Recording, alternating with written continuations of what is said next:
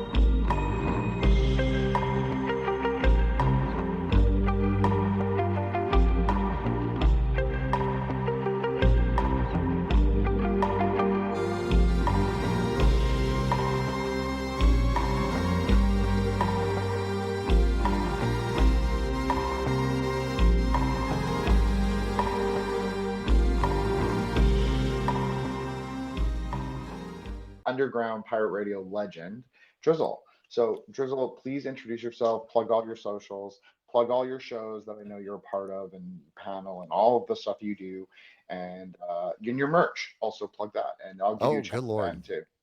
That's going to take up like half of the show if I do all of that stuff. So I'll do whatever you want.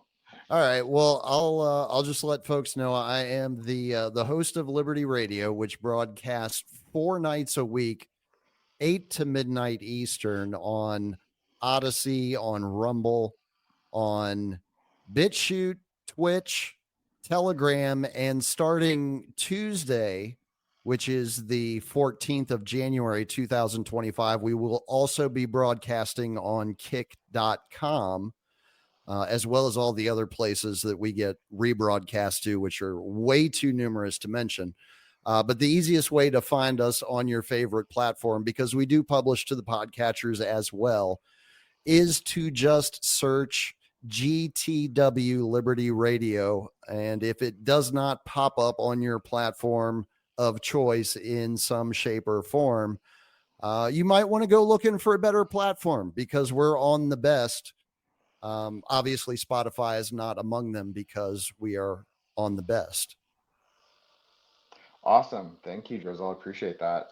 So I do want to ask you about the name Liberty Radio, because I kind of know this, but for people who are listening who don't know this, I think it kind of gives a little bit to your origin story. A little bit, I suppose. It's funny because I came up with the title of the show. Originally, the show started with myself and a gentleman who goes by the handle of Phoenix Aurora. Began back in October 2021. October 25th, I believe, was the first day that Liberty Radio broadcast. And that was the best name that we had come up with up to that point. Because what we were always supposed to be was kind of like an addendum, a spinoff, a second show to the Grand Theft World podcast. But we were going to focus on the areas that Rich and Tony were not hitting. Rich and Tony at the time. Tony has obviously left the show long since. But that was kind of how it started. So that's where the Grand Theft World part came from. The Liberty Radio part, actually, and I don't know how many times I've actually gone over this particular story on anybody's broadcast. But it kind of came from my personal history with video games, because I've always been a huge Grand Theft Auto fan in the video game world. As I'm sure many in the listening audience are. There's billions of us all over the planet.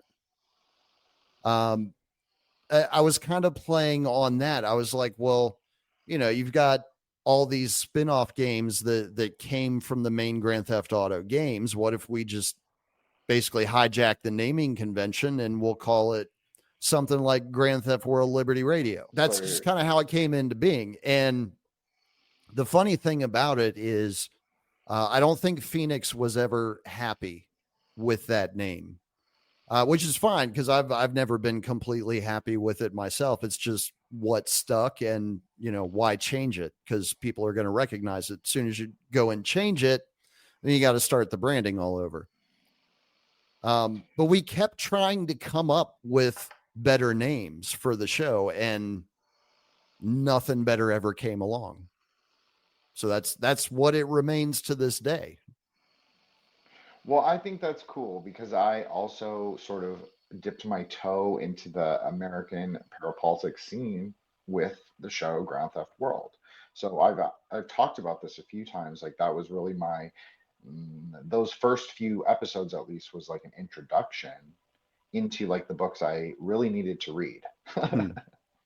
The base prepared for like to receive that knowledge. I had to read those books and kind of like level up, skill up. So yeah. So it's cool for me to hear that, and thank you for sharing that. So I do want to ask you, like, what do you think your show is about, besides being like a great radio show? It's a rock show, but like, where do you fit in the niche or the soup or the mess or the disaster zone that is like the artificial silos of alternative media? Like, Right. where would you see yourself? Where am I on the map? Man, that is, of course you would lead with like the hardest question first. I've been trying to answer that question since the show got started, because it has evolved so much over time. I don't think it even remotely resembles what it was when we first got started almost 3.5 years ago.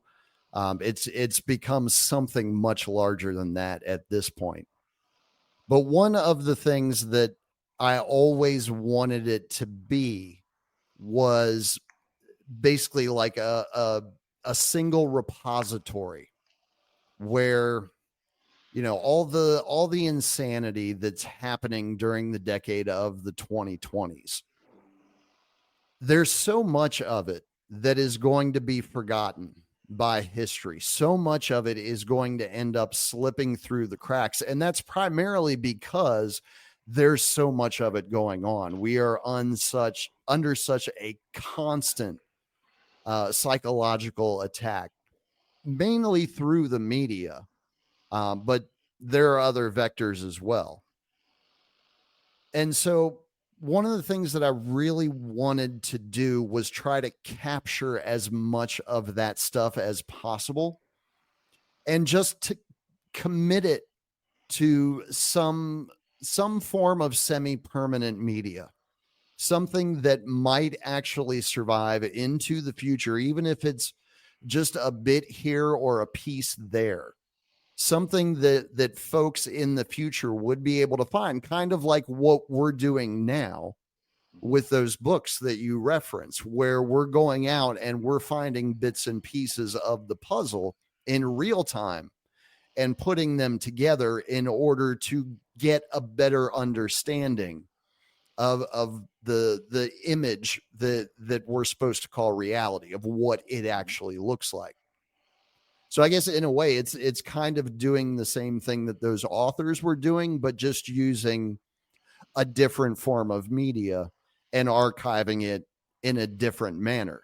Because one of the things that I understood about the censorship that we were all going to be under as independent media creators, as non-sanctioned commentators on, society at large. Because we have the sanctioned commentators. You can go and find them on mainstream media. They're out there. But there's also those of us who are saying the things that aren't supposed to be said. And again, doing it in real time so that people can hear it. And that's a big no-no. We're not supposed to be doing that. I think I sidetracked myself there and got away from the point that I was trying to make. But I figured the best way to do what I was trying to do as an archivist was to make it appear as ludicrous on the surface as possible, so that people who do not have very high levels of discernment would take a first glance at it and dismiss it outright as whatever they wanted to project onto it as something that's worthy of being dismissed. It's kind of what fueled a lot of like design choices and content choices, formatting choices, all those sorts of things. Like what buttons can I deliberately push that I know exist in various psychological archetypes so that certain people will want to interact with the content where certain other people will get turned off by it immediately. Does that make sense? 100%. That's what Yeah. I call the show. I called it I sometimes say it's a theurgic process. Sometimes I call it the great work. I mean, I use more, I guess, Telemic terms than you probably would, but I'm not a Telemite. I just want to say that. But, it's all in good fun sometimes. I try and do the same in a smaller, obviously, way. That's a question that I often think about as well. But you did touch on something that I wrote down, which was narrative control versus free speech, which is something that you talked about, I think, with Dana. But I encourage everybody to go watch an interview. But I want you to. I do as well, not just because Dana's incredibly easy on the eyes. It's a good hour and a half to spend. Trust me. It's a really good interview, and she posits some really interesting.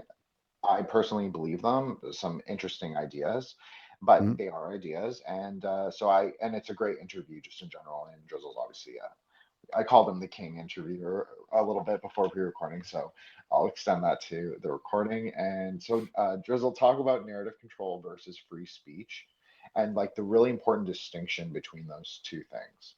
Because people think, I think you said censorship. People believe free speech is about censorship, or censorship is about free speech. Right. But censorship's really about narrative control.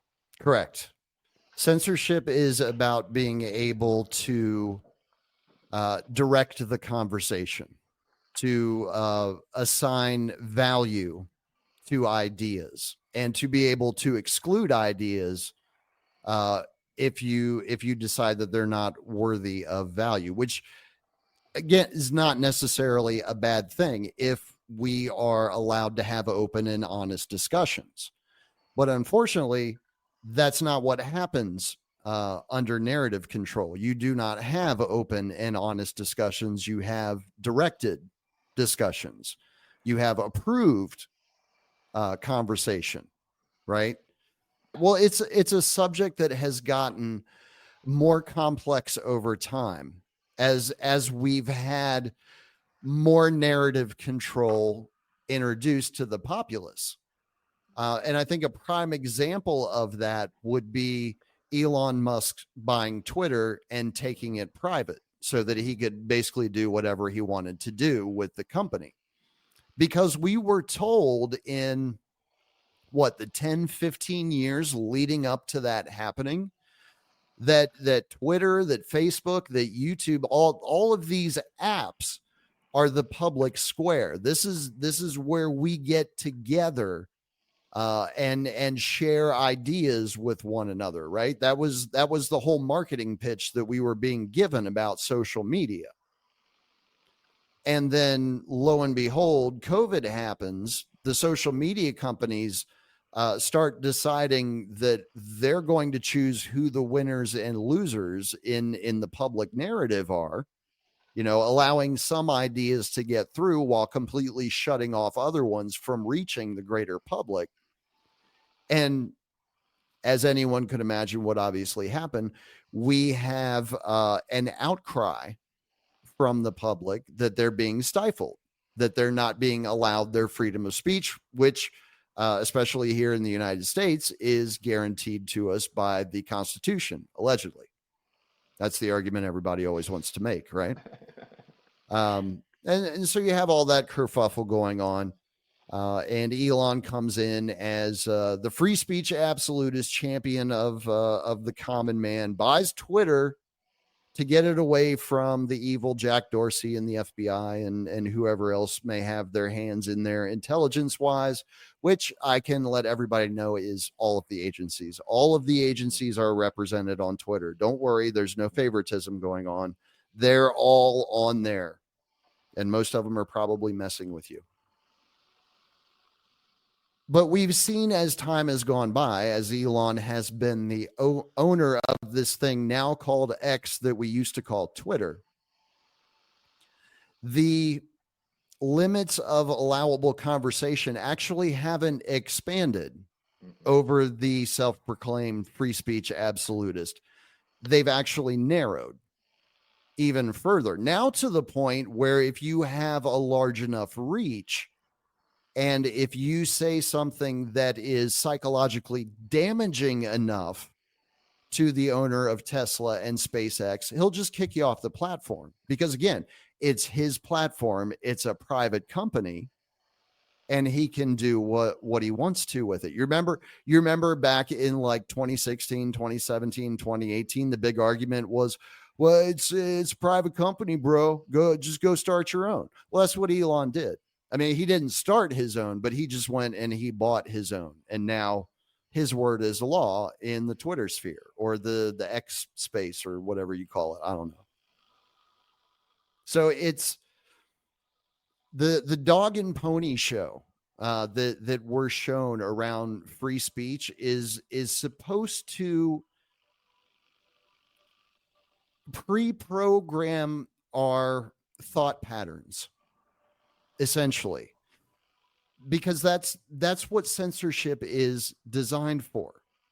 It is designed to include some words as allowable to acceptable discourse and exclude other words as unacceptable. Well, the problem is when you start telling people that they can't use certain words, it's not only that they stop speaking those words. In many cases, they stop using those words when they're formulating thought.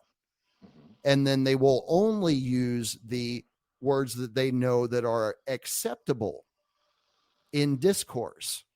So what you've done at that point is you have basically exercised mind control over people by controlling what they are allowed to say.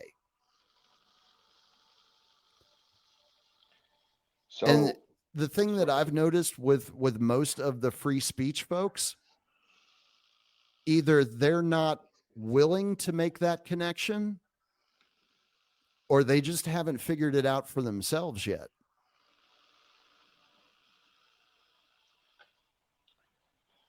that was very well said, Drizl. I think you're I totally hope right. so, because it sounded like nonsense to me. Well, this is a very esoteric show. I mean, I talk about Kabbalah, I talk about Tantra, I talk about, everything. We talk about like the construction of reality using metaphysics. That's what I find interesting about you, is that you talk about what I think, at least in my, esoteric e-brain, is that you talk about the same thing, but you're just talking about it from a specific layer. Whereas I'm talking about as well the same thing, but just a different perspective, a different layer. So I think that's what I find interesting about what you're saying, because that's often what I say in Kabbalah spaces, and like I have a magicians like group chat. We talk about this idea of like narrative control, of like restricting kind of the vessels of what truth can be or what it can mean, and like how you can make aggregations in front of using words. You can put a kind of Manichaean dialectic, I know you're a fan of that word, into something. You can say, oh, this is evil, this is bad, but it doesn't inherently mean that the value of the thing inside is evil. It's a label. Right. And so it's the value judgment that you place onto it. Yes, exactly. I mean, you of course you get it, because you're saying what I think is a very similar thing. And so I think this is a really interesting kind of segue into something I know that you are also passionate about, which is the MK program and its many, many never declassified subsidiaries. 149 sub-projects, if memory serves. That's also a very interesting number, but we don't have to get into that. What? But, Well, since you say that, why is it such an interesting number? Because I've been trying to find something myself, and 149 is not a number that you run across very often. no. Well, okay, so this is just my opinion, obviously, but I believe it's probably referring to Liber 49. That would make the most sense to me. And I think that it's referring to what they would consider a Gnostic text. I know you've had this discussion about what maybe is I don't want to call it the elite religion, because the elite religion seems to be very soupy. It feels very Imperial Roman in a way, very syncretic, like adding little pieces here and there, and it's never quite clear, especially to someone who's not in it or doesn't believe in their same, I guess, transhuman, but it also surpasses transhumanism. It's like just it's an anti-human, I would say. It's an anti. My friend JJ Vance would call it an anti-liberty worldview. So I think that, I think that that's what it's about. I think it's about Liber 49. I think that's their whole thing. I think that that's really when we shifted. I said this in a different episode, but I said we don't shift timelines. This is like something that weird. It's true and it's not true, because time is really fixed. It's like just a conceptual marker in space. It's not really anything. It's just a way that we understand the calendar. It's like the text on the page, right? And so, but what we do is we shift in consciousness. So that's really what Liber 49 is about to me. It's about this shift in consciousness away from something that you've discussed on your show, which is about sort of the decay of the traditional, the decay of what has come before, and a sort of reconstituting history in the image of its author or its narrator. That's how I would see it. I know that might be a little for you, but that's what this kind of show is. Man, no, it's I like how you got there. I can't argue with any of it. Well, I mean, 49, it's interesting. We're moving into 2025. This is like a big idea on Jyotish Twitter, and in my own sort of podcasting work, I've done a series called Aeon of the Daughter. So it obviously has elements of that Aeon of the Child that obviously comes from the Liber 49, like I said. It's also a nexus point of like L. Ron Hubbard, Crowley, and Parsons are in the desert doing this weird invocation. There's three characters in Liber 49, you could say. Mercury or Hode on the Kabbalistic tree, that also has three expressions. There's a prince, a princess, and a dragon. Well, and I think yeah, we did go off on a little bit of a tangent, but I think that's a useful model for folks if they're still trying to get their heads wrapped around how history actually works. Because I think that's probably been mostly true for most of the time that we've been on this planet, however long you want to believe that is. And I don't think anybody knows what that number actually is. Maybe a handful of people know the real number, but I don't think anybody else does. I think there have always been competing factions at the top. I don't think like what we had for the second half of the 20th century, where essentially the United States was the lone superpower. I mean, yeah, you can say it was the United States and Russia, but Russia, from all accounts, was completely propped up by the United States. China even was completely propped up by the United States and our wealth and largesse. So it was really the United States that was running the show for like the last 50 years, at least, of the 20th century. I don't think that happens very often in history where there's just one power running the show. I think often what we have is 2, 3, maybe more competing with one another. But again, the shadows that we get on the cave wall are a completely different story. We don't hear about that stuff when it's going on. That's really well said, and I obviously 100% agree. And I apologize for my little neo-Gnostic tangent, but I thought it does kind of tie in to things that you're saying, especially if we consider those three people that I mentioned as sort of like, I don't want to call them founding fathers, but they're kind of the progenitors of a lot of modern idea. At least they're the propagators, we could say, of some modern ideas that have permeated well into pop culture, which I know it's something that you often discuss, is how far the mind control, the narrative control, the sort of science and art of symbols and signs, we could say, has permeated into our like everyday lives. Oh, dude, it's unreal. It's absolutely unreal. It's everywhere. It's everywhere you look. It still surprises me to this day when I'm out in public somewhere doing something and I look up and I see a symbol that I recognize on a business sign or, you know, wherever, just out in public, like out in the open, literally right under your nose. Everybody else that's walking by has absolutely no idea what that symbol is. And yet there it is right there. Good example would be the Masonic double cross in the Exxon logo.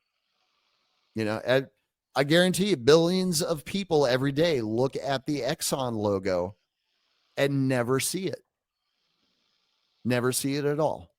Another place you can see it is on the top of your Oreo sandwich cookie.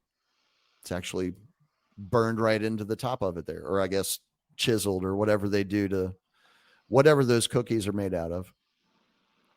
But it's everywhere. And I mean, you'll even see it once you start looking for it. Because I think that's kind of how the process works, is once you start looking for it, you never don't see it again. You will always see it from that moment on. Once you start looking for it, it's literally everywhere, to the point where you will find esoteric symbolism in images that have been created by people that have absolutely no freaking clue what you're talking about. Mm-hmm. When you start talking to them about esoteric symbolism, they're just like, huh? They're just like, no, man, I just saw a cool design and kind of copied it. I thought it was really neat. Not understanding that cool design that they saw was actually an image that may be burned into their genetic memory. It's been with us for so long. Like that's kind of the point that this gets to, is these symbols have been with us for so very long. We don't even have to understand them or what they are or how they work in order for them to work on us. And again, that's something that has been proven scientifically over and over and over again, that these specific images, for whatever reason, for better or worse, have this power over large portions of our species. Because again, you can't say everything is 100%. There's always an exception to every rule. But for the most part, if you employ esoteric symbolism in the things that you do, if you create art or if you're a graphic designer or whatever, your art will be picked more often than somebody who doesn't. Like, it's crazy. It's crazy how well it works. But it's literally, it's just out there waiting for people to discover. And all you have to do is start teaching yourself what the symbolism is. What do these particular symbols mean? Why do I keep seeing them over and over again? Like in this specific industry, or every time I go, to this type of place, like a fast food restaurant, I keep seeing these same things repeated. Why is that? Because nobody's ever going to sit down and teach this stuff to you. This is all marketing tricknology, basically. Like, all the high-powered marketing agencies, they know that all this stuff works. They know how it works. They know why it works, because they're the ones who have spent the money doing the research to prove that it does actually work and it has the intended effect. They all know all this stuff. The regular public going about their lives, going to the grocery store every week, going to Walmart, they don't have a clue. They don't have a clue that they're walking through a psychological minefield every time they walk into a retail store. You know, when you hear people say that there is a war on for your mind, that's not a lie. It's just the next thing that comes out of their mouth is usually a lie, because that's part of the information war. So that was incredibly well said. I agree with you 100%. I think that but I also agree with you that, so it's both a war on our consciousness as well as tools that we can utilize if we so choose to, build the world we want to see, or do, do whatever we want, do as thou will with it. At least you have the tools, and the rest is up to you. So I'm not saying do anything bad. I don't think that, but I'm saying that I think you agree, Drizl, that we have to use discernment, and you also have to use understanding. And Yeah. like I always say, like, keep mercy in your heart, but like you use the tools of the master's house. So yeah, I agree. Exactly. Like the whole thing that I never understood with the people who were, trying to fight against the man, or trying to fight censorship, or fight for civil rights, or whatever it is that they were fighting the good fight, right? Or they thought they were. The one thing that I never understood about these people is they would say, well, our enemy uses this as a weapon, so we're not going to use it. They use it against us, so we're not going to use it against them. Why not? I mean, when you're in a battle for survival, like, aren't you supposed to use everything at your disposal? As long as your intent is pure, and what you're trying to accomplish is untainted, uncorrupted, why shouldn't you take advantage of everything at your disposal? That's the way I've always seen it. I don't see any reason why, because I don't think, if the next 5 years turn out the way that I think that they're going to, we're not going to be doing this anymore. People like you and I are not going to be able to get together on the internet to discuss things like this, let alone in person. Good Lord, man, the surveillance that'll be around by then, no, it's not going to happen. It'll get shut down one way or another. It will get shut down. So our window to be able to affect change on where our world is headed is very narrow at the moment. And I'm not saying that to be hyperbolic. I'm saying that because of the trends that I've been watching for the last 5 years. Folks don't seem to understand that the reason why we're seeing so much chaos at the beginning of 2025 is because there is a response that has already been planned in order to counteract the chaos. Now, again, it's not actually going to have the effect that the marketing scheme is going to tell you that it's going to have. It's actually going to have the exact opposite. But again, it's all part of the plan, all part of being able to control more people more of the time, to make sure that nobody's getting out of line. I So agree with you. I think we should use everything at our disposal. I totally agree with you about the state of alternative media, if you don't mind, just because I think you've made some very cogent points over the last, especially 2 years, on this subject. All right, shoot.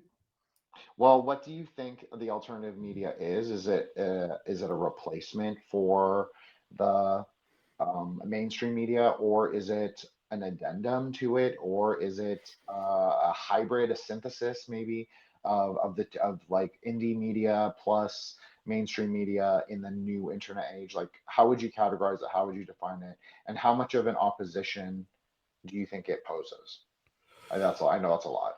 Yeah. Well, so here's what I can say as far as what I know. All right. Because again, the older I get, the less I can actually claim knowledge of seems to dwindle by the day. But the one thing that I know, and I knew this a decade ago, mainstream is dead. Television networks, cable, all of that stuff, terrestrial radio, newspapers, obviously. Newspapers are there any left in the country? I think there's a few, maybe. But all of that stuff is gone. It's still here, yes, but it's dying. And the problem is it doesn't know that it's dying yet. The day that it figures out that it's dead, it'll just be gone. You won't see it again, ever. What we have now that we call alternative media, it's a very multifaceted creature. Because you have all kinds of different players coming together into the same space, different advantages, different disadvantages, all vying for the same attention.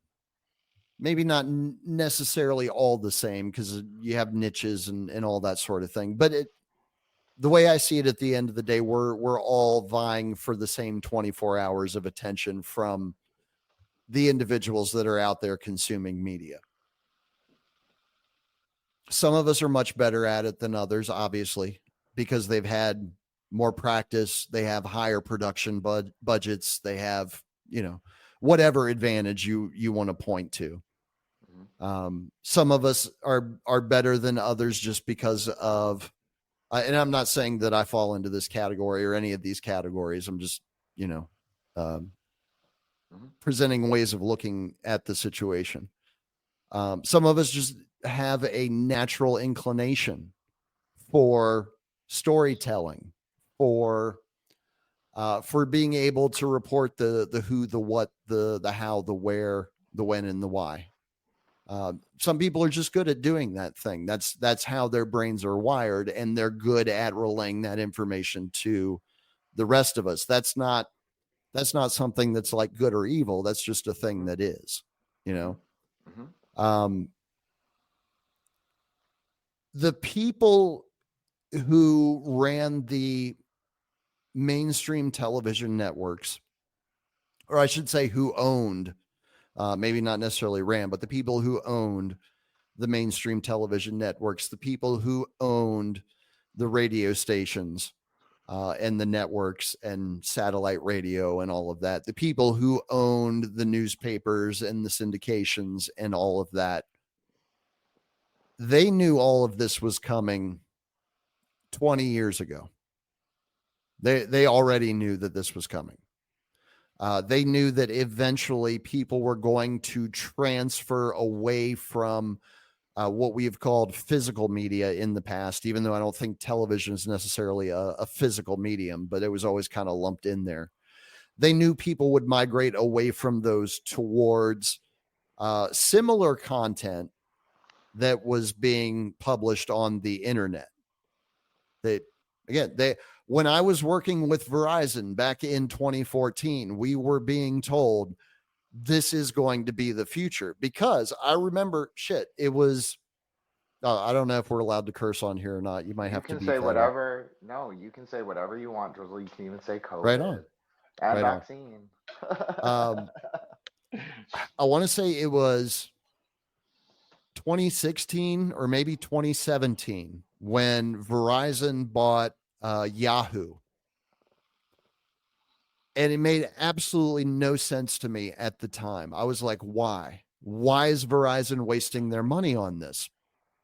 And I had a regional manager that I'd worked with for a number of years. So we had developed a fairly good rapport. Next time I saw him after this happened, I asked him, I was like, why? Why are they throwing their money away on this? It doesn't make any sense. And the answer that he gave me net didn't make any sense to me at the time. And it was only years later that it started making sense. And what he told me is Yahoo and America Online were both in possession of production companies that Verizon wanted.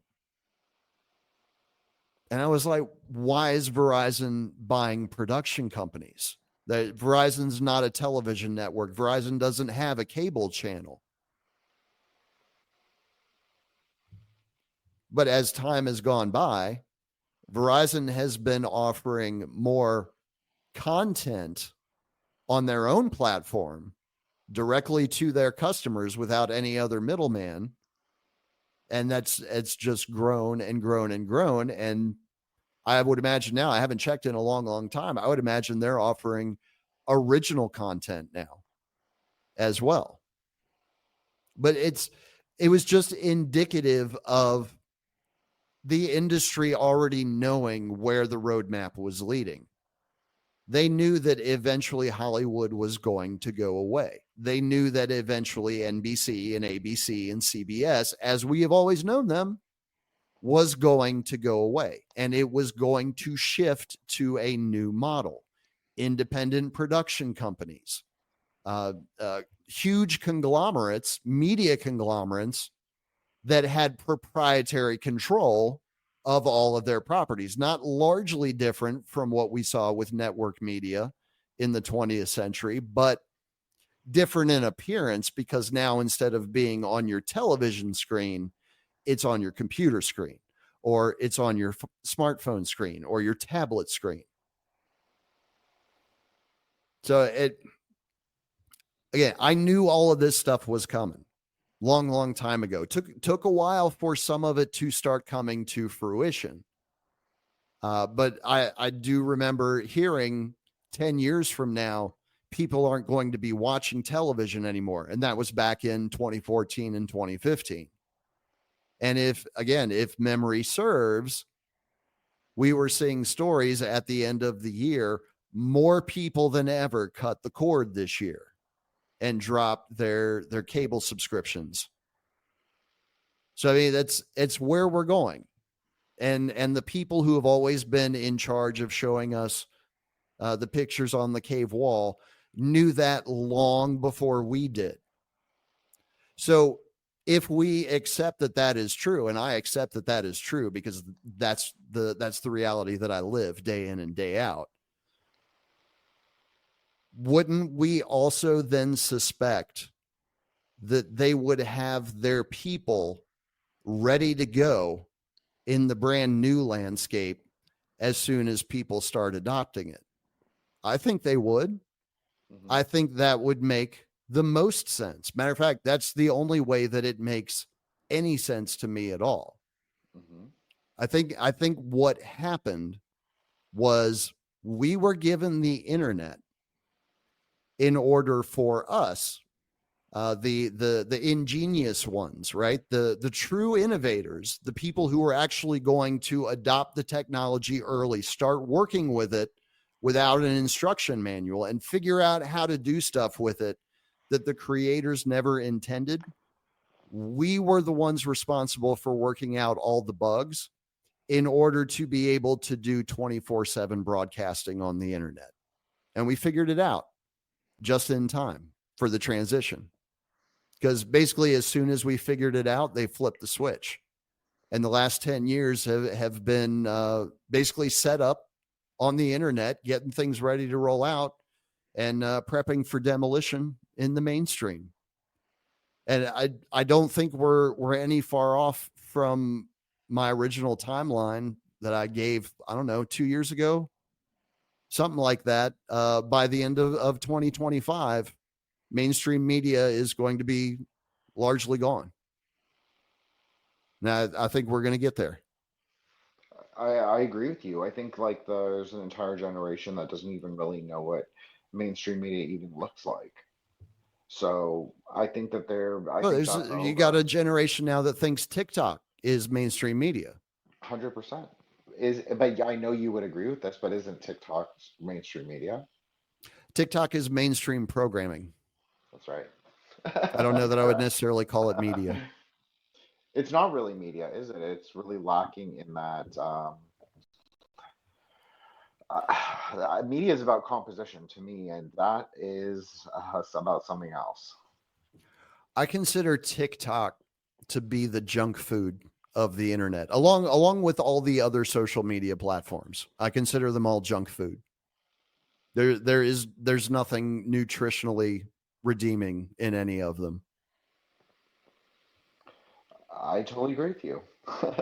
I just think that TikTok's a particularly egregious example, and I think that it goes along with like that idea of mind control and pre-programmed sort of reality, at least the superficial appearance of it.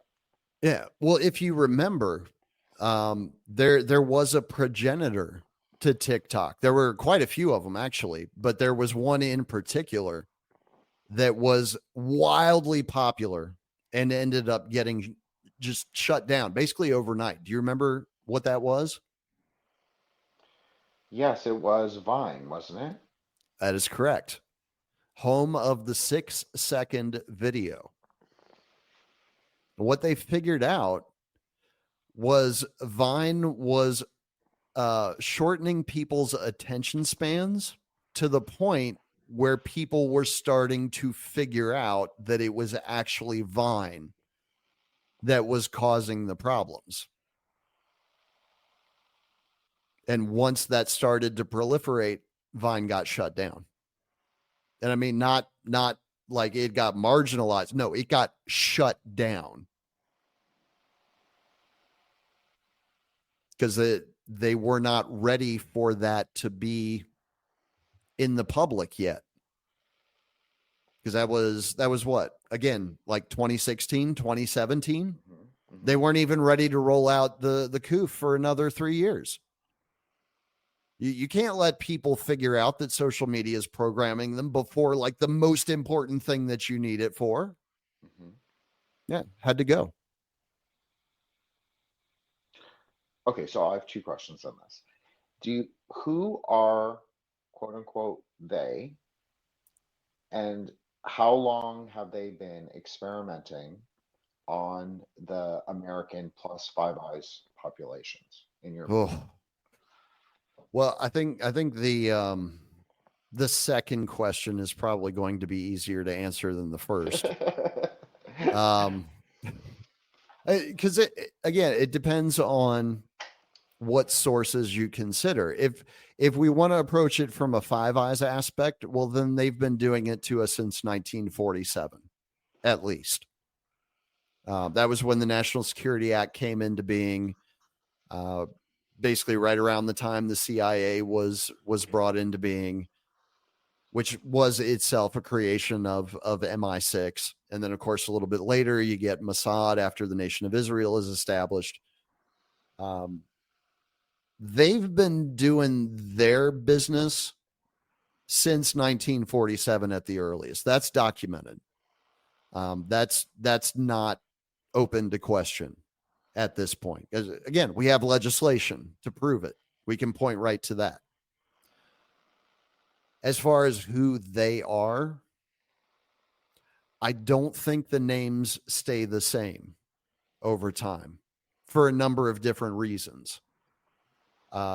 Marriage obviously would be a reason that names would change. And we see evidence of that in the historical record. That's not a question.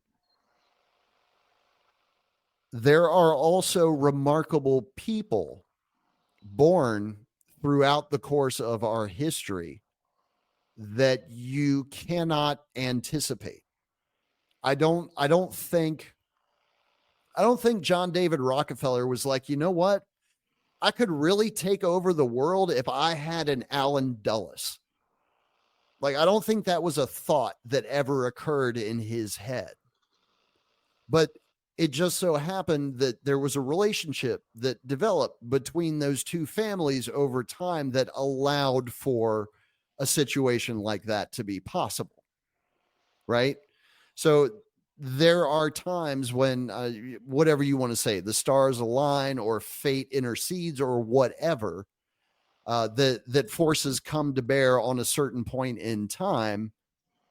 And, okay, now we can welcome this outsider from, who wouldn't normally be in our circle. We can bring him in because he allows us to have this leverage.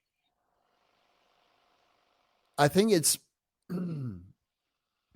always been a matter of family power, family wealth, family hegemony.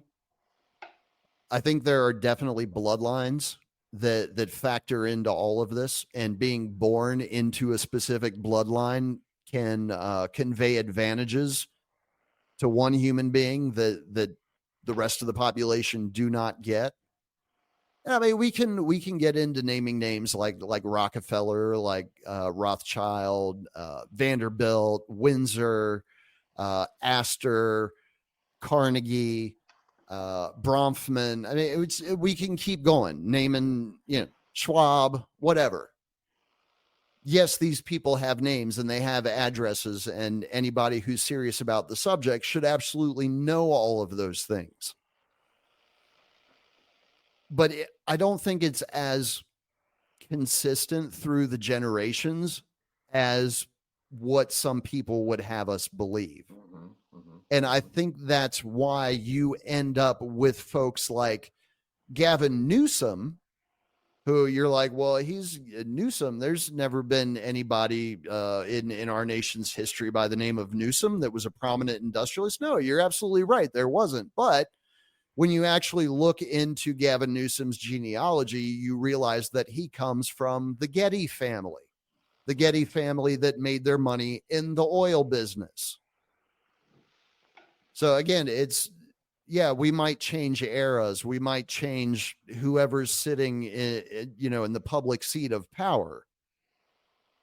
But the actual seat of power hasn't changed. It's just the image that you're being presented, So I think 100 years from now, it'll be different names. We won't have any Bushes in positions of political power. We won't have any Clintons in positions of political power. They'll go by another name, but they'll probably still come from the same family in some form or fashion. I mean, I completely agree with this. And I think that is a really interesting way to trace it, because you need some kind of material foundation to look at the interconnections. And I think genealogy is why, obviously groups like the Mormons, but not just them, are so obsessed with genealogy, because it is a way to sort of trace these patterns throughout history of these families, in particular, like a centralized, you're casting as the stars particular families, but as you're saying, they can also morph and shift who they present themselves to be. So, right. Yeah, I think and you can have players that, again, for the rank and file, for the profane, they would never know who these people are because they're never on television. They're never mentioned in the newspapers. You never hear about them. How many people out there even know who Neil Bush is and what he was responsible for in the 1980s? I'd imagine it's probably not a lot of people, but I would argue that he actually did more damage to this country and many countries internationally than either his father or his brother ever did. Which, again, for folks listening who don't know who Neil Bush is, he was basically the person who was single-handedly responsible for the savings and loan scandal in the 1980s. Among other criminal activities. Y'all should really look into Neil Bush at some point. The Bush family member you've never heard about.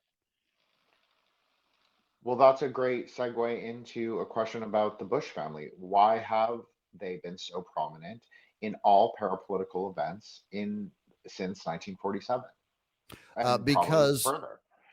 Because Poppy's father, that would be George Herbert Walker Bush, his father was instrumental in helping Hitler come to power and funding the Third Reich. And then when things fell apart in Germany, Again, getting the money back out of Germany, getting the scientists back out of Germany. Prescott Bush was part of all of that. So his reward was for his son to become one of the most powerful people on the face of the planet as CIA director, as vice president, as president, as well as all of the other enterprises that he was into. Hint, hint, wink, wink, nudge, nudge. And then his grandson as well was able to become president of the United States. It was all due to Prescott Bush and what he did for the folks who wanted the Third Reich to come to power. Because that's how this game works in politics. It's not that the current generation is going like with the Biden family, right? It's not that Hunter is going to be the one benefiting from all the backroom dealing that was going on with his father's influence over the course of the last 15 years or whatever. That's not for Hunter and his generation. It's for the next generation of Bidens. It's going to be for them to benefit from, because 40 years from now, most people aren't even going to remember that there was a laptop from hell or that there was a company called Burisma or any of that stuff. Because again, how many people are talking about Prescott Bush and how he was transferring Wall Street or transferring money from Wall Street to the Nazi Party in the early 1930s on the regular, as well as, Alan Dulles providing legal advice through Sullivan and Cromwell. Like, people aren't talking about that stuff today, are they? So nobody's going to be talking about Hunter Biden and his crack habit or his crack whore habit, or either of them really. But that's how the game's played. 100%. I agree. Do you think that their system of inheritance, we could call it, has degraded? Because it seems like some of the public figures, like Biden, is a great example. But even if he's not a fully member of the club, in the sense that like an old New England money family, he might be, I don't know. I thought he was like maybe a newer Italian kind of mob family, but I don't know. But if I had to guess, I would say Irish mob. Irish mob, okay. Yeah. That makes a lot of sense. Yeah, that obviously makes more sense. But do you think that the rest of them have sort of degraded in front of us too? Like the people, they're not of high quality, is what I'm trying to say. Do you agree with that? Or do you think that they are smarter than I'm giving them credit for? I don't know. I struggle with that one. I do. Because the things that are attributed to Hunter Biden, some of them we have physical evidence to say, yeah, this appears to be true. I don't see how anybody gets away with that stuff, just like anybody. But yet he, like, nothing's really sticking to him. And again, I understand, corruption and influence and all of that. But then I also look at, the current generation of Rothschilds, right? Like David and Nathaniel.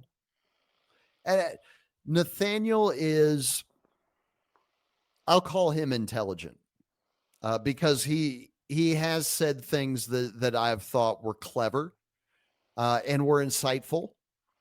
And even though I know he knows certain moves on the chessboard that are yet to come that most people don't, he uses that information to make himself look smarter than he actually is. David is 180 degrees in the opposite direction. David appears to be a bleeding heart, stark raving mad liberal, who's completely bought in on the entire woke narrative, and he's building AI, which I think probably goes a long way to explain why AI sucks as hard as it does. But that's not the point we're addressing. I have a hard, here's the thing. I have a hard time telling if one is an act for the public's benefit and the other one isn't, and vice versa. I don't know. And the other thing too is, like, we're used to listening to Jacob Rothschild, right? Or Evelyn de Rothschild, or David Rockefeller, somebody who is advanced in years, into their 60s, into their 70s, into their 80s sometimes. Or we'll throw Kissinger in there, right? Because he had a good long run. Mm-hmm. And he would always provide intelligent sounding commentary, even though most of the time it was just gobbledygook, right? Mm-hmm. Mm-hmm. And the Rothschilds would do this. David Rockefeller was known for doing this. Nelson Rockefeller as well. I don't know if it's just the difference that these folks were older when they were committing these statements to record than the crop that we have now, or if it's also a result of, we could call it like trickle down MK Ultra, right? Where they have put such a concerted effort into dumbing down the population through media, through the school system, through everything, that it's also had a blowback effect now, to where it's also working on them as well. And where before they may have been super geniuses, they're now like just struggling to get even to the genius level. But yet, of course, all the, everything that they're going to get throughout the course of their life. Oh God, you're great. You're so smart. You're super brilliant. All the ass licking that they get throughout the courses of their lives from servants and teachers and butlers and all that shit. I don't know which it is. I really don't. I'm concerned that these people believe themselves to be more intelligent than they actually are. That is what really concerns me. Because as well as I do, stupid people are capable of incredible evil. Unspeakable atrocities can be committed by stupid people who just don't even give it a second thought. I hope that's not what the reality is. But at this point, I don't know. Well, I have to say, I like the idea that their mind control has sort of reverberated and penetrated their own minds and sort of converted them to the ridiculous multiple secular religions that they propagated in the world. And I think it actually has a material basis, especially when we're looking at Nexium and the Brahmins and how that family was so deeply entwined in that cult, which is just an offshoot, as Dana has mentioned, of process and also Scientology. So the fact that they were so deep into this, like, very mind control, very intel connected, I think sort of shows that they are also human. They're also susceptible to the same machinations that we are, and that it also can be exploited, I think, as a weakness, not necessarily a personal weakness, but just as a ontological weakness, or a weakness of their sort of argumentation for why reality should be the way they think it should be. I don't know, just an idea. But I do want to end out on two questions, Drizl. First is which you asked Corbett, which is another great interview you did, and I highly recommend everybody to go check that out. I know we that is like people. That's the one interview that more people tell me is their favorite than any other. Which again, I'm like, I was fumbling my way through it, but thank you. No, you did great, and I think that you made it very interesting in the sense that you brought it to music. So we'll end on that. But actually, this is not from the Corbett interview. The music portion is from the Corbett interview, but the other one is from your friend who has the podcast Geopolitics and Empire, whose name I don't want to get wrong. But I will say it for you then. It is Hervoye Morich. Thank you very much. Geopolitics and Empire podcast. It's a great show. And You asked him what color gray he was, because there's the idea of the Manichaean dialectic of black pill and white pill. And those might just be checkers on the checkerboard. Or you can take the gray pill. So what color gray are you today, Drizzle? I'm a dark charcoal today, but that's only because it has been incredibly cold in the piney woods for the last week. And the last 3 days now have been completely overcast, cold, and rainy. And I'm sick of it. I'm ready for some sunlight. I'm ready for 70 degrees at the very least. So I guess I'm dark charcoal, but I'm trying real hard to get to chalk. It's just Mother Nature keeps keeping me down, man. I hear you. I hear you. It's just, it's a struggle. It's a struggle to maintain. It's that time of year. I know a lot of people make fun of seasonal affective, and I used to as well until I understood that it is actually a real thing, and the amount of daylight that your brain gets does have a regulatory effect on some of the systems in your body.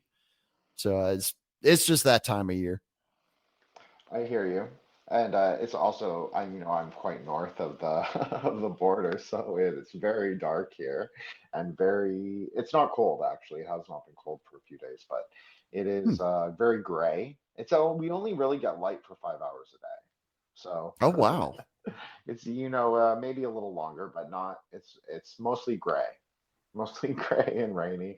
So it definitely plays a role in how we feel, and the microcosm or the macrocosm is the microcosm. So absolutely. Oh yeah. So I do want to end on what is actually from the Corbett report, was we asked him about what his favorite and most influential bands are.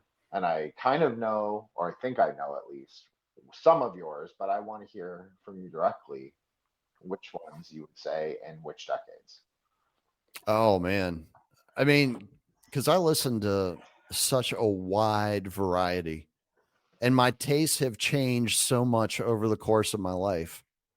I mean, one of my all-time favorite bands, I've seen them in concert more than anybody else, just because they were an East Coast band and I lived on the East Coast. And they're from the area, roughly the same area that I'm from, is Clutch. I've been listening to those guys for more than 30 years now, and they're still rocking, still putting out great music, still not getting played on the radio, but still have like one of the largest followings of any rock band that I know of, as far as globally is concerned. They actually spend more time in Europe than they do in the United States, because they make a lot more money touring over there than they do over here. Yeah, they've been with me a long, long time. I picked up a love for a band out of Chicago by the name of Chevelle. That is a hard rock outfit, was formed by a couple of brothers by the name of Loeffler back in, I think it was like 99, 2000 is when they first got together. Somebody will have to fact check me on that. I'm probably off by a couple of years. But again, very heavy, hard rocking sound. Some folks might not believe that I'm actually a real big fan of what they call like roots music, old blues and old country, bluegrass. Because I mean, again, I grew up in the Shenandoah Valley. There was bluegrass everywhere, so you couldn't go to grandma's house and not hear bluegrass. It was going to be on the radio.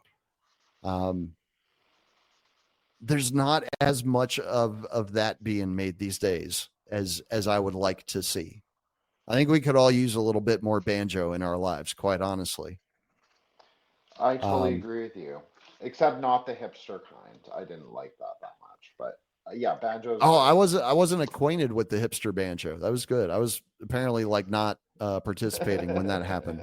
That's awesome. That's probably a good trend to miss.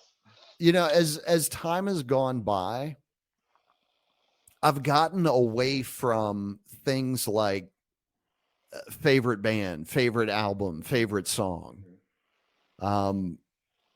I've learned to appreciate different types of music and different artists for different reasons, which is something that I didn't have a really good handle on when I was younger.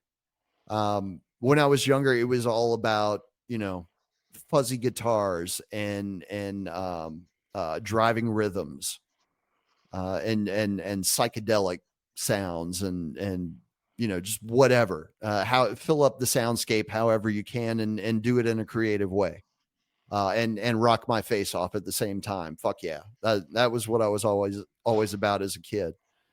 But as I've gotten older, my tastes have changed. I've developed an appreciation of jazz that I don't think I ever would have when I was younger. Because I listened to jazz when I was younger, and I was like, all right, it's okay. I can kind of see why people like it so much, but it's not really my thing. But I've come around to it. About the only thing that I still can't stand, that was true when I was younger, is gospel. I still can't stand hearing gospel. Every now and then I can listen to like Mavis Staples and that's okay. But for the most part, no, I just can't. I can't do it. And that's probably because of my upbringing as a person in a Presbyterian church and having that stuff. Like, I had no choice in the matter. I just had to endure it.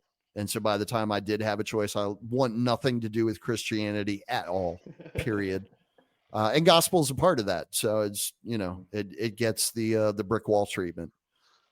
But honestly, more than anything else now, I just like hearing something original, something that doesn't sound like 10 other songs out there right now. Something that's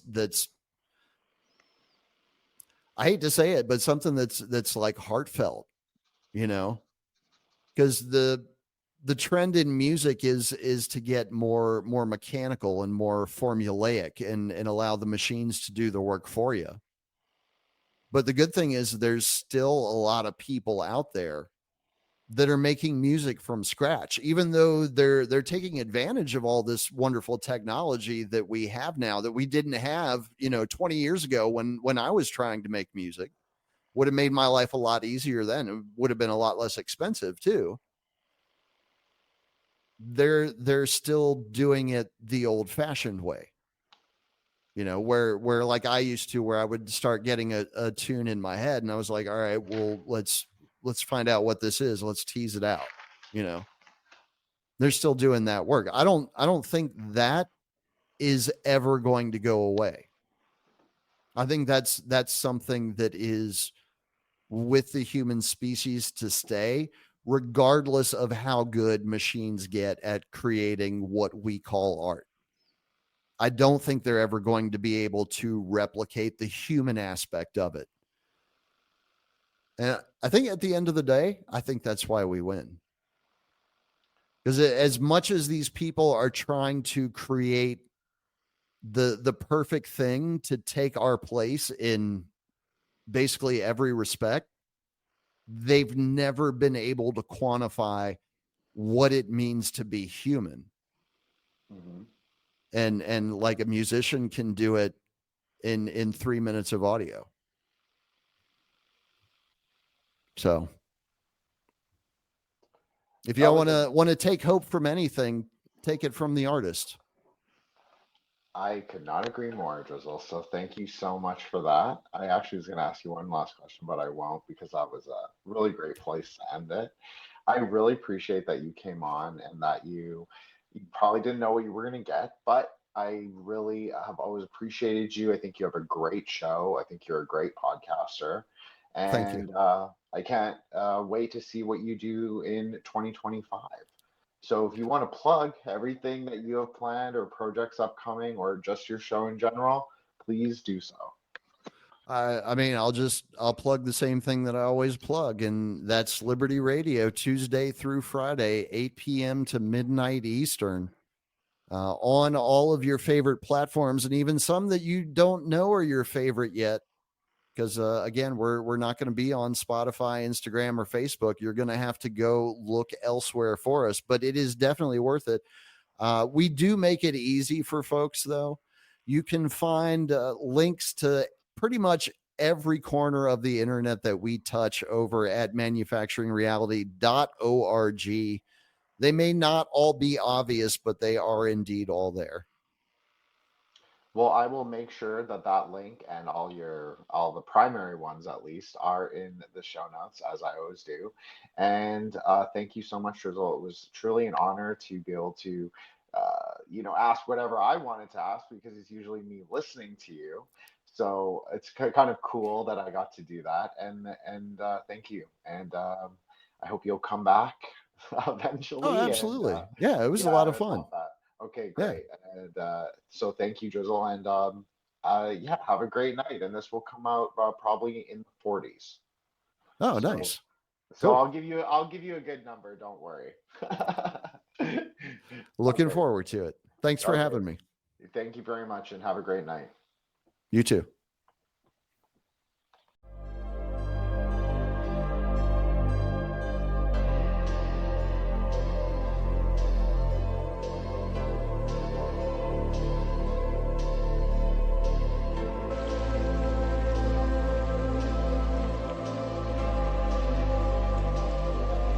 Vegeta, thanks. For what? I should be thanking you, Kakarot. Nah, what do you mean? I loved every minute. Goodbye, my friend.